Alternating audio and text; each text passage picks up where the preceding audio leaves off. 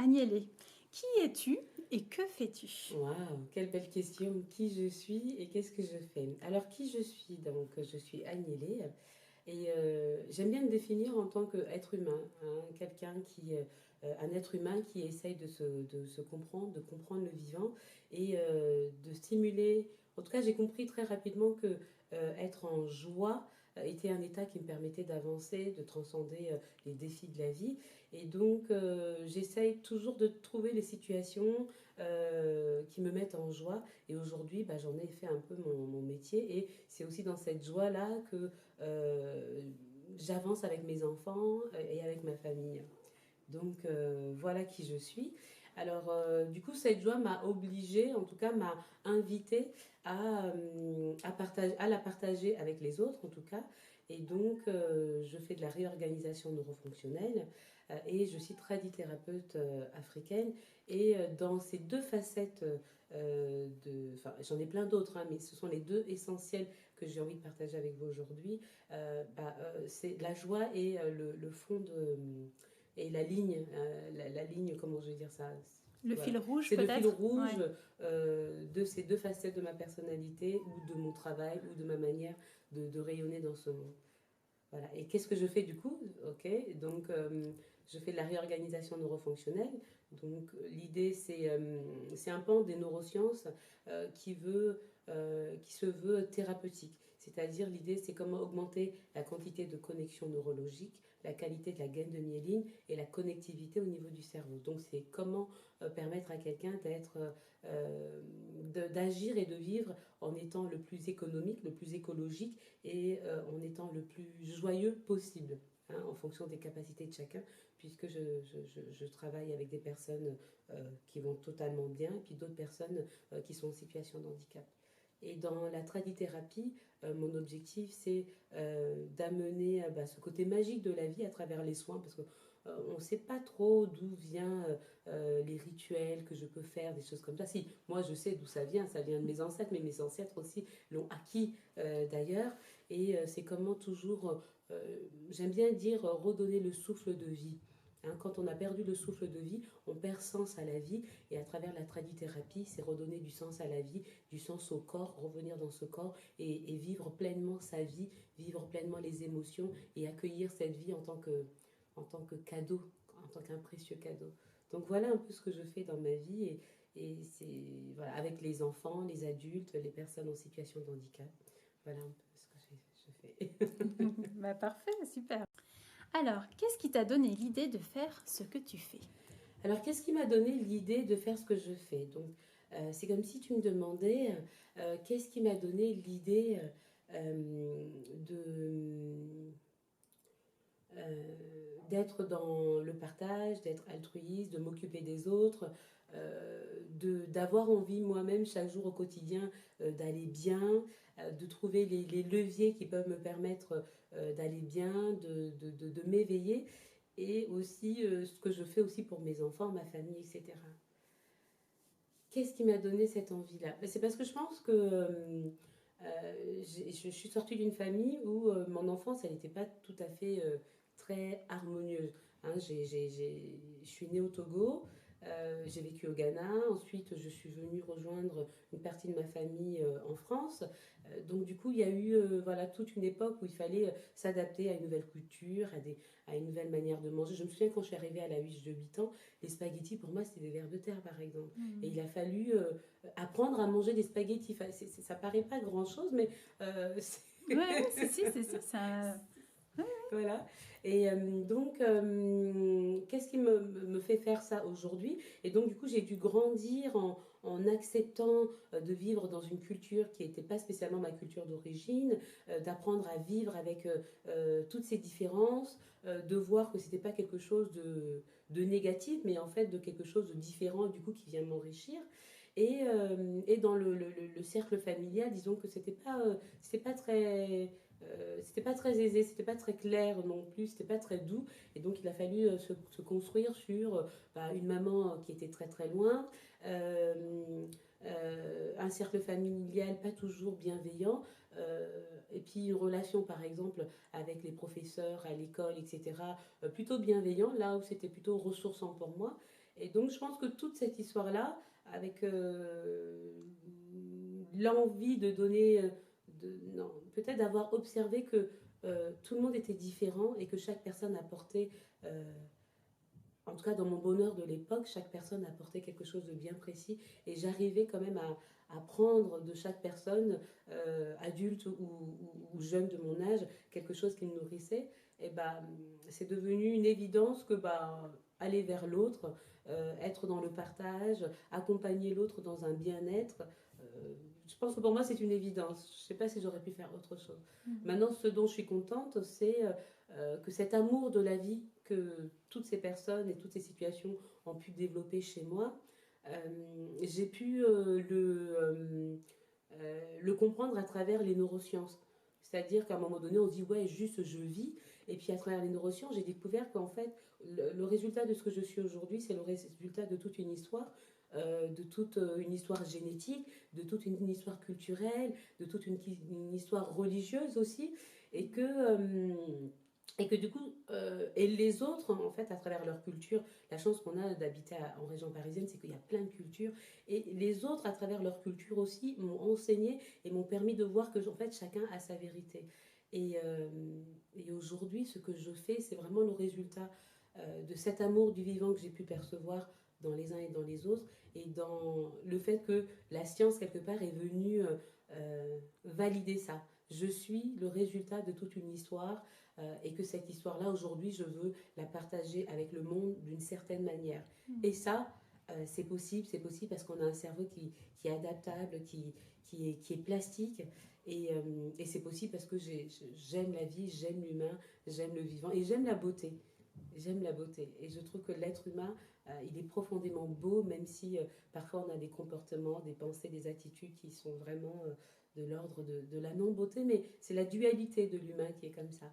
Et c'est ce que c'est ce que je fais à travers mes ateliers, que ce soit en thérapie individuelle, hein, qu'on vienne me voir pour faire de la réorganisation neurofonctionnelle, parce que bah, voilà, ça peut être un enfant qui a des troubles d'apprentissage, ça peut être une personne autiste, ça peut être quelqu'un qui est en burn-out, enfin peu importe la problématique. J'ai aussi eu des personnes en service de cancérologie, donc du coup, en fait, on vient me voir pour tout, hein, puisque le cerveau sous-tend toutes les actions de nos vies humaines en tout cas.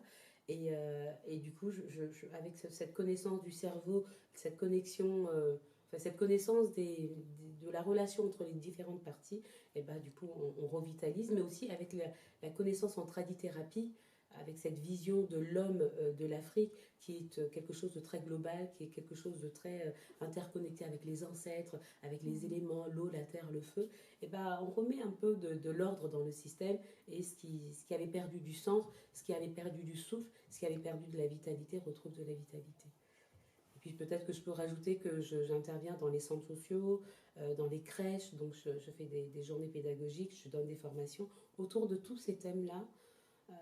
Ce qui est chouette, c'est que ça me nourrit, ça c'est clair, et ça nourrit les personnes qui reçoivent. Et c'est surtout des temps de partage et de vie, vraiment, plutôt qu'autre chose. Qu'est-ce qui t'a décidé à y aller?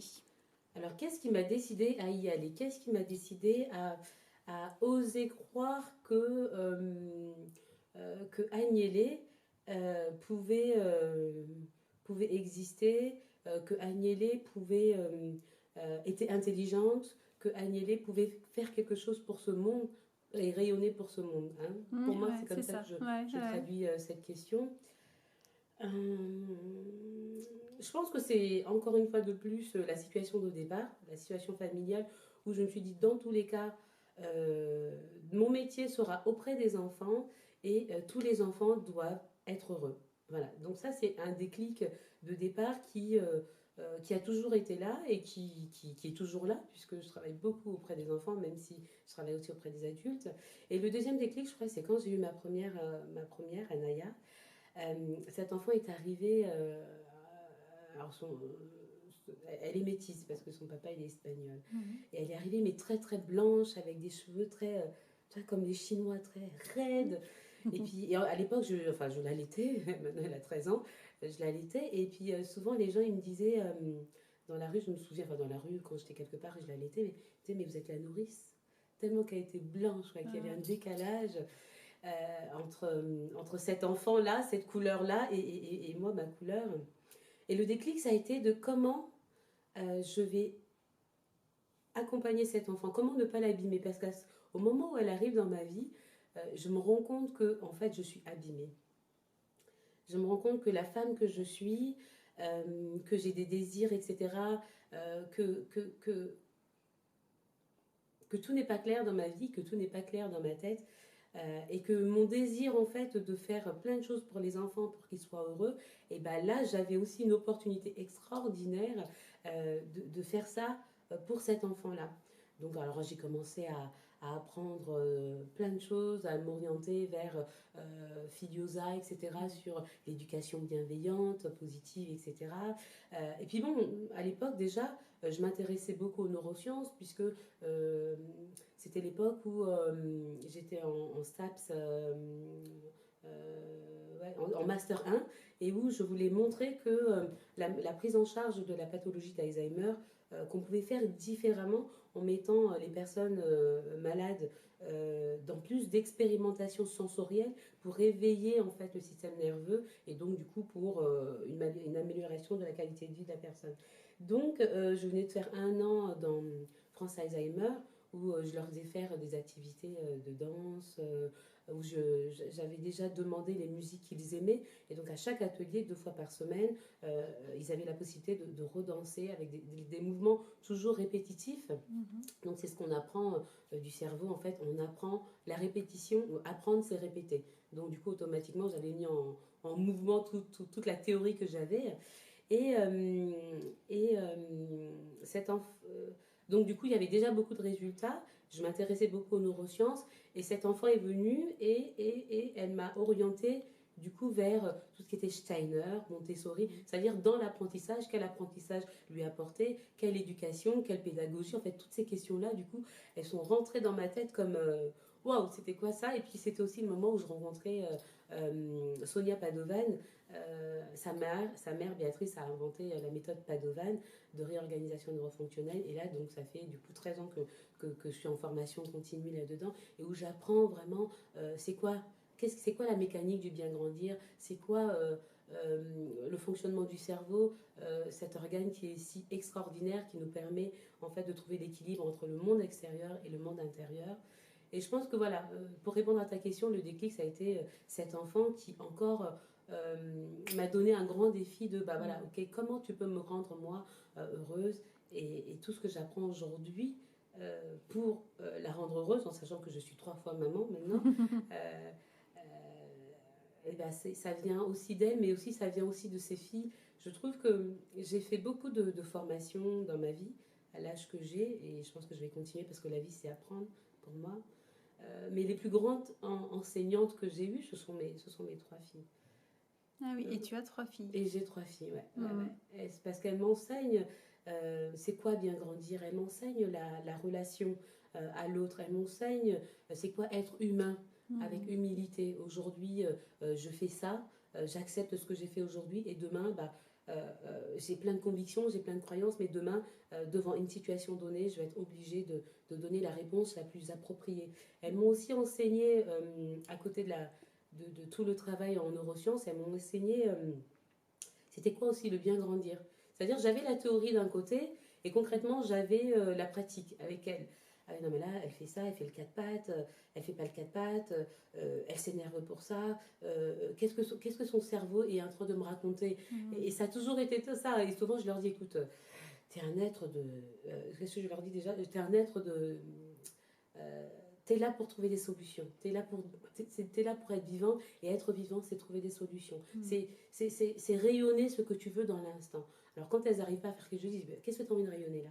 De quoi tu as besoin? Qu'est-ce que tu as envie de partager dans ce monde? Même si après, tu te dis, non mais attends, c'était n'importe quoi, ok. Mais ok, c'est ça être vivant. C'est faire aussi des erreurs. Et puis c'est dire, bah écoute, j'ai bien fait, j'ai pas bien fait, je vais recommencer sans jamais... sans jamais me dire non mais c'est terminé, tout est fini. En tout cas, elles m'ont aussi enseigné ça. Et les neurosciences, du coup, viennent appuyer ça. Et la tradithérapie africaine aussi vient appuyer sur ça. Parce qu'on est toujours dans une relation avec les éléments. Et les éléments, ils changent tout le temps, en fait. Hein. On est avec les saisons, ils changent tout le temps. Donc, il y a une espèce de fluidité dans le continuum de vie qui fait que toutes ces facettes toutes ces vies que j'ai avec ces différentes personnes, toutes ces facettes de ma vie, pour moi, il y a quelque chose de vraiment de cohérent et qui avance. Voilà. En tout cas, c'est merveilleux de faire ça avec tes enfants parce que déjà, c'est super de dire que elle t'enseigne. Je veux dire, tout le monde ne dit pas ça, que ses enfants enseignent quelque chose. Et surtout, tu les aides à ne pas mettre de filtre. En tout cas, à réduire les filtres imposés par la société. Et ça, c'est super chouette parce que c'est comme ça aussi qu'on se développe, hein, tout simplement. Donc, c'est comme ça. Ouais. C'est comme ça et je pense fondamentalement que c'est une clé du développement. Tu vois, c'était pas juste une petite virgule. C'est non, plus tu vas laisser Je pense qu'un enfant, c'est un génie et que dans un instant T, il va être la solution, la solution idéale, tu vois, de ce que les gènes lui ont apporté, de ce que la culture lui a apporté, de ce que l'éducation de l'instant lui a apporté, de ce que la vitalité de ses parents vont lui apporter ou des adultes référents autour de lui et la vitalité du moment, c'est-à-dire de l'histoire, du quartier, de l'environnement, tu vois. Donc cette richesse-là, en fait, j'ai l'impression qu'on tend à l'oublier. Et du coup, en tant que parent ou en tant qu'éducateur ou en tant qu'adulte référent, on voudrait les mettre dans une case qui nous rassure. Comme ça, du coup, ils sont constamment en train de nous rassurer et ils sont constamment en train de répéter notre histoire. Or, un enfant n'est pas né pour répéter l'histoire de l'adulte. Même s'il va le faire parce qu'il y a des gènes, parce qu'il y a toute une histoire, il y a un environnement. Ok, il va le faire. Mais si on lui laisse la possibilité lui-même d'aller au bout de ce système qui est son modèle, en fait, et que du coup lui-même on le pousse à développer d'autres choix et à réfléchir différemment, je pense que c'est un cadeau qu'on lui fait et je pense que c'est le sens du vivant parce que l'être humain est un être d'adaptation. Écoute Agnelée, je ne peux être que d'accord avec toi. Non, mais je pense qu'effectivement, nous avons tous, et nous l'avons oublié, la solution en nous. Toujours. Voilà. Donc, et d'apprendre ça, de réapprendre ça aux enfants, c'est juste merveilleux. Voilà. C'est vraiment un cadeau. Voilà, c'est un véritable cadeau. Et d'ailleurs, chez les enfants, tu sais, c'est beaucoup plus facile quand je fais les ateliers, alors fitness enfants-parents, parce que du coup, c'est une manière d'avoir un peu les parents et juste ne pas oublier qu'avant d'être des parents, on est Mélissandre, on est Agnelée, on est, tu vois, on est des êtres avec des désirs, des besoins et qu'il ne faut pas les oublier. Il y a tout ce qui est les ateliers éveil neurosensoriel. C'est des moments où on se reconnecte. J'ai perdu le sens là. Je pense que tu voulais parler de la relation entre les parents et les enfants et le fait qu'ils trouvaient la solution par eux-mêmes. Oui, parce qu'ils trouvent la solution par eux-mêmes quand on leur laisse la possibilité d'expérimenter, de trouver la solution par eux-mêmes. Et c'est ce qu'on retrouve un peu dans Steiner, Montessori, où l'enfant est amené à... Mais c'est dommage de penser que c'est Steiner et Montessori, c'est le sens du vivant qui veut ça. Voilà, ouais. Oui, mais d'ailleurs, Steiner et Montessori se sont bien appuyés là-dessus. C'est l'observation du vivant. C'est l'observation du vivant. Voilà. Et nous, en tant qu'adultes, je pense qu'on... notre responsabilité, j'ai une conférence où je parle de c'est quoi bien grandir, et j'aime bien y dire dans cette conférence que, en fait, nous les adultes, les parents, on ne sert pas trop à grand chose à l'enfant, parce qu'il va grandir, dans son génome, l'information est donnée, tu es un bipède, tu auras des bras, des jambes, une capacité de parler, de ressentir les choses, les émotions, etc. Il va grandir. C'est pas nous qui allons faire que ça va se faire ou pas. Maintenant, la qualité, hein, le bien grandir, comment je vais affiner mon système neurologique, comment je vais percevoir le monde avec beauté, avec joie, avec une capacité d'être dans l'humilité, d'être dans la solidarité, d'être dans la coopération. Tout ça, ça dépend de la qualité de l'adulte qui est autour de l'enfant. Tu vois le truc? Oui, et de l'espace que l'adulte laisse à l'enfant. Exactement. Voilà, c'est ça. Exactement. Tout à fait. Et ça, je pense que dans les ateliers, je pense que c'est souvent, je me dis, mais quel est le fil conducteur de tous tes ateliers et en fait, c'est ça, c'est juste donner un espace où on peut prendre conscience de ça. Que j'ai besoin d'espace en tant qu'adulte, en tant que parent, etc. Et que cet enfant aussi, pour devenir l'être autonome, joyeux, responsable, solidaire et coopérant, parce que ça fait partie d'être un être humain pour moi, a besoin de cet espace et nous devons créer cet espace. Mais pour le créer pour l'enfant, il faut que nous en soyons conscients, il faut que nous nous entraînions à le vivre. Tu vois ce que je veux dire? Ah, mais je vois tout à fait. Voilà. Ouais. Ah, non, mais merci. Qu'est-ce qui s'est passé en toi en faisant le projet? Alors, qu'est-ce qui s'est passé en moi en faisant le projet? Qu'est-ce qui s'est passé en moi en faisant le projet? Alors, je pense que je vais répondre de deux manières. Effectivement, sur le projet personnel, qui est qu'est-ce que je veux faire de ma vie, d'accord? Et le second, qu'est-ce que je veux faire de ma vie en tant qu'humaine de cette société, et l'autre sur le côté professionnel, hein.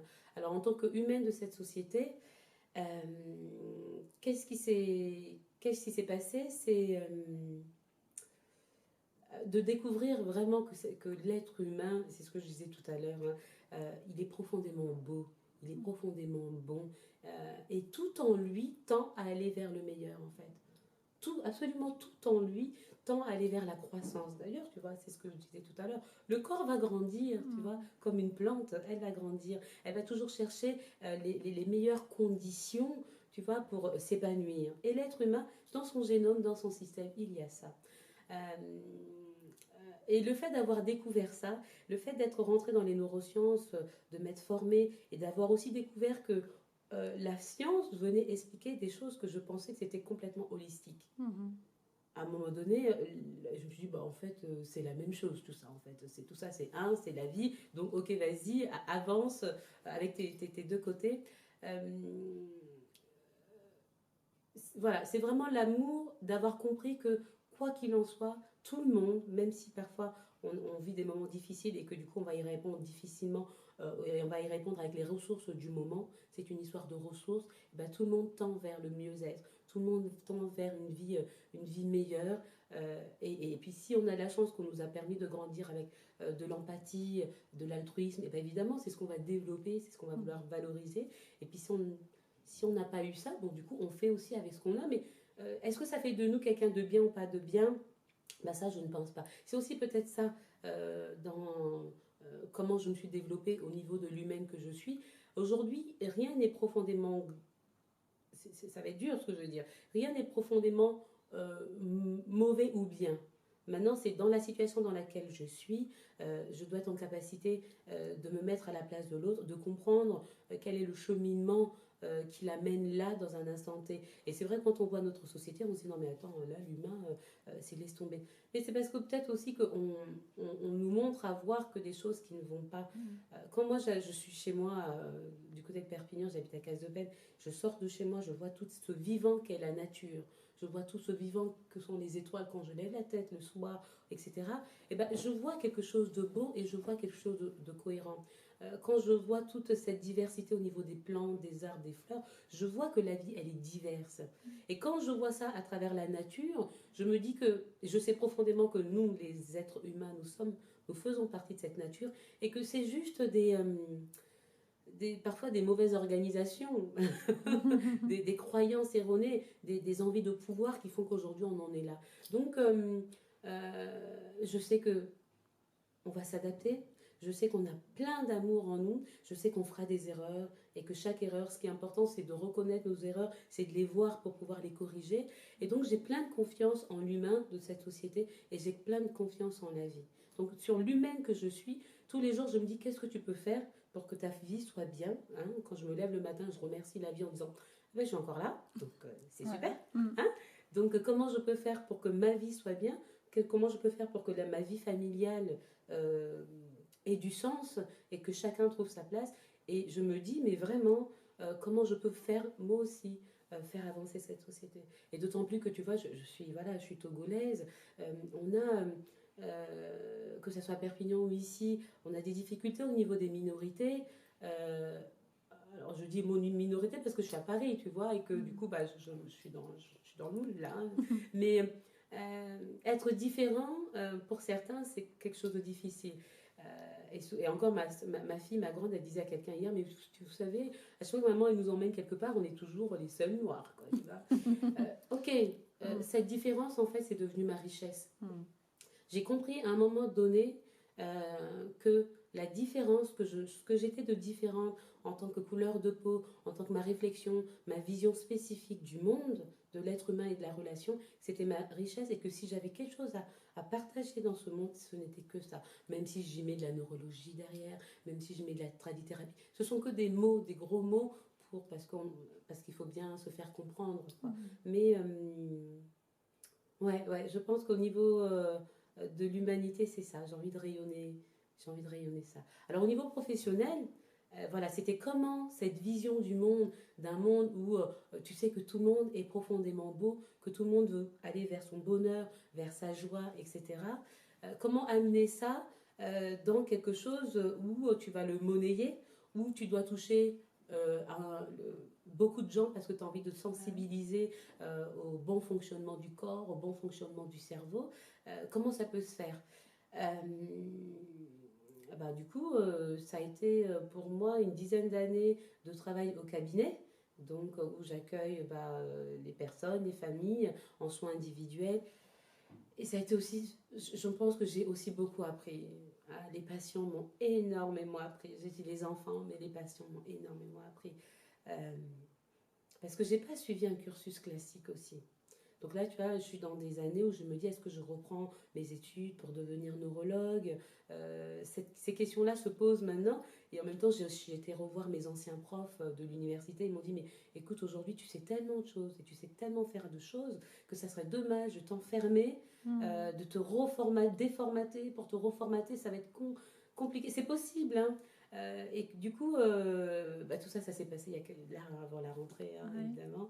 Et donc j'ai décidé de continuer comme je continue, mais je pense qu'à un moment donné, la thèse, je ferai une thèse, un doctorat, parce que je pense qu'aujourd'hui, la vie n'est pas assez respectée. L'être humain n'a pas pris conscience du précieux cadeau et de la beauté qu'était sa vie. Et à un moment donné, puisqu'aujourd'hui, les gens valident beaucoup tout ce qui est très scientifique, et ben, il va falloir que j'aille là-bas pour faire valider cette idée-là que nos vies sont bien plus précieuses, bien plus belles que ce qu'on pense et que du coup, aujourd'hui, on est en train de gaspiller du vivant. Et donc, que ce soit dans le monde médical, que ce soit la manière d'éduquer nos enfants, la manière d'instruire nos enfants aujourd'hui, on fait du gaspillage de vivant. Et il y a quelque chose de pas très juste. Donc du coup, l'idée, c'est de transformer cette vision en une activité rentable, en une activité qui peut se faire à plusieurs.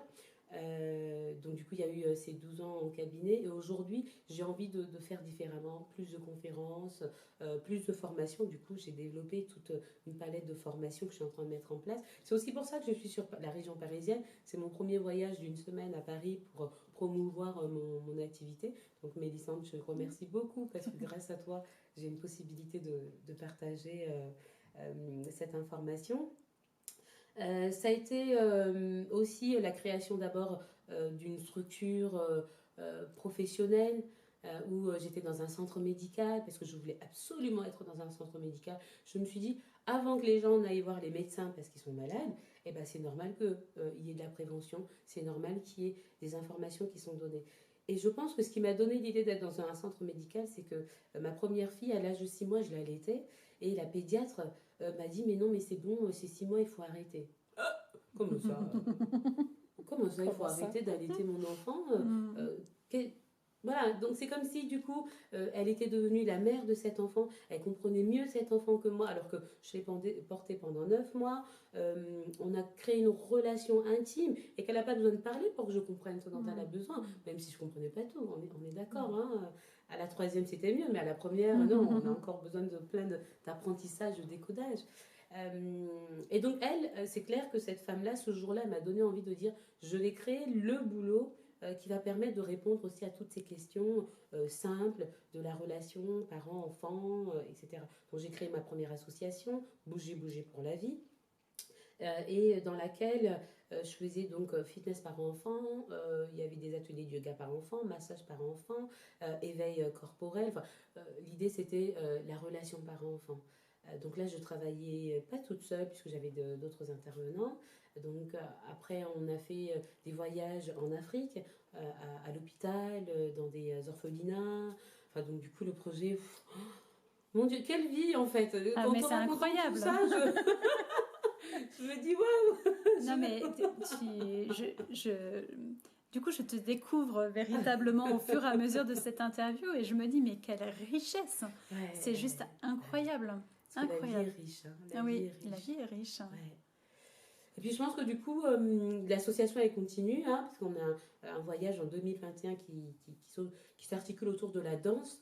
La danse, et en même temps, on va aller au Bénin, dans un lieu où il y a eu, à Ouida, un lieu où il y a eu les passages des esclaves. Parce qu'en fait, tu vois, en janvier, février, j'ai fait un voyage au Togo, Bénin, Ghana, pour comprendre l'histoire. Alors, c'était pas spécialement pour comprendre l'histoire de l'Afrique, hein, mais c'était l'histoire du vivant, l'histoire des humains. Parce que profondément, je crois qu'on est tous frères et sœurs, quoi. On vient tous du même endroit.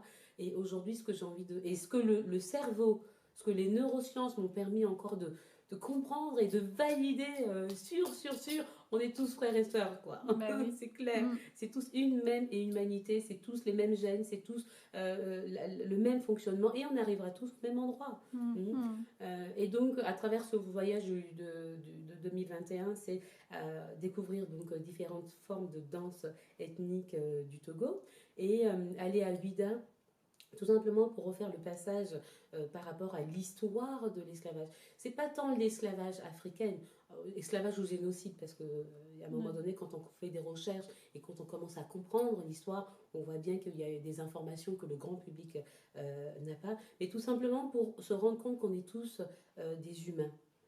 Et je pense qu'aujourd'hui, quand tu penses que tu vis dans le manque, pardon, et que tu es tout seul dans ton coin, et ben, tu commences à devenir agressif parce que tu sais que tu te dis qu'à un moment donné, quelqu'un peut te prendre ta place, quelqu'un peut prendre ton travail, quelqu'un peut prendre ton truc. Mais si tu te rends compte que la vie est diverse, la vie est abondance, la vie est richesse et multiplicité, en fait, ta donne et ton état intérieur, ta biochimie intérieure, elle change complètement, tu vois. Et ce voyage, il va avoir vraiment comme but d'avoir des gens de toute nationalité, de toute couleur, et de se rendre compte dans la joie autour de la danse. Et tu sais, en Afrique, chaque danse nous amène quelque part, tu vois, à la réconciliation, à l'ouverture de soi, à la communauté, en même temps à l'individualité, parce qu'on est dans une période où on doit revenir aussi sur une certaine individualité. On critique l'individualité, l'individualisme, etc. Mais devenir individualiste en 2019-2020, c'est je commence à écouter mes besoins.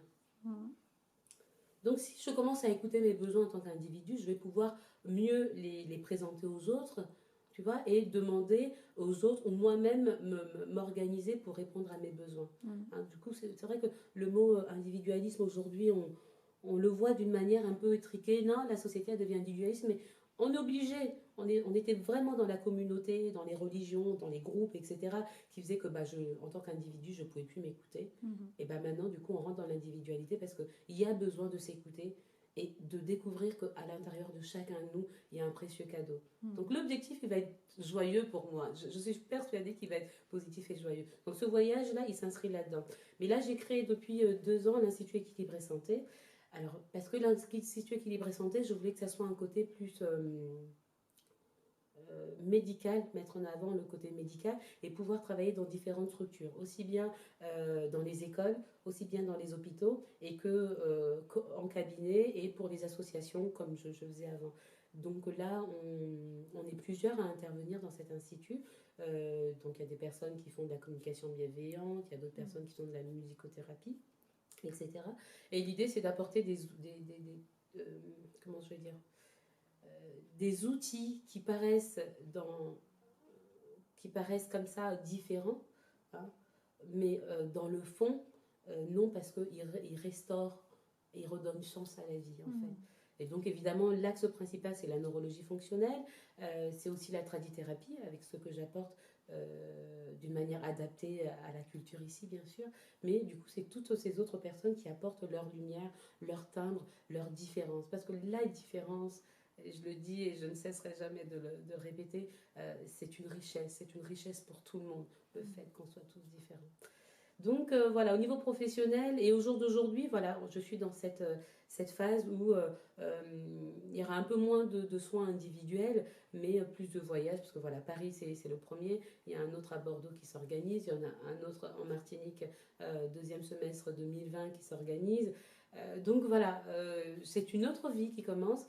Et puis avec cette autre vie, j'ai envie de dire, c'est aussi une autre organisation familiale. Les filles, elles ont grandi, on vit dans un écolieu où du coup, c'est la famille africaine en fait. C'est le village africain. Là, je m'en vais, il n'y a pas de souci. Je sais que tout le monde est là pour s'occuper des autres enfants ou de la maison. Enfin, c'est juste un cadeau de vivre dans ce lieu avec les personnes qui y sont.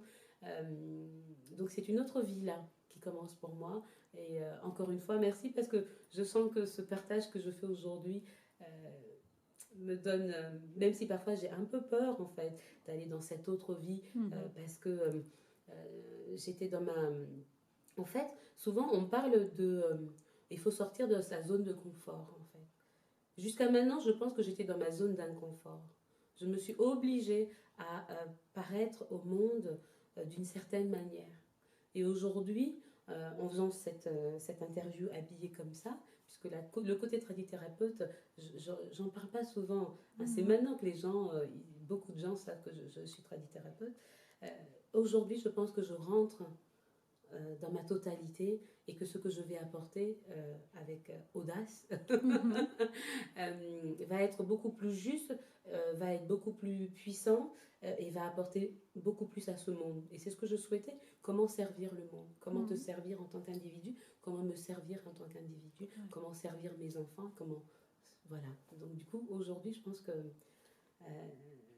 ouais, c'est l'audace d'être Agnelli Adjete pleinement dans ma totalité. Ouais. Oui, et Agnelli rayonne déjà beaucoup et je lui souhaite en tout cas de rayonner à travers des conférences parce que je te sens pleinement à ta place dans les conférences et dans la diffusion de ton message qui me touche tout particulièrement. Merci, merci. Un grand merci à toi. Merci de cette audace de croire que l'autre peut audacer. Tu vois ce que je veux dire? Croire que l'autre peut audacer, c'est croire que l'autre est vivant. C'est lui donner la possibilité de voir qu'il est la beauté, tu vois. Et dans cette société, on n'a pas souvent et on n'a pas beaucoup l'opportunité de voir quelqu'un qui va nous renvoyer ça. Tu vois, donc merci à toi, vraiment. Merci. J'accueille.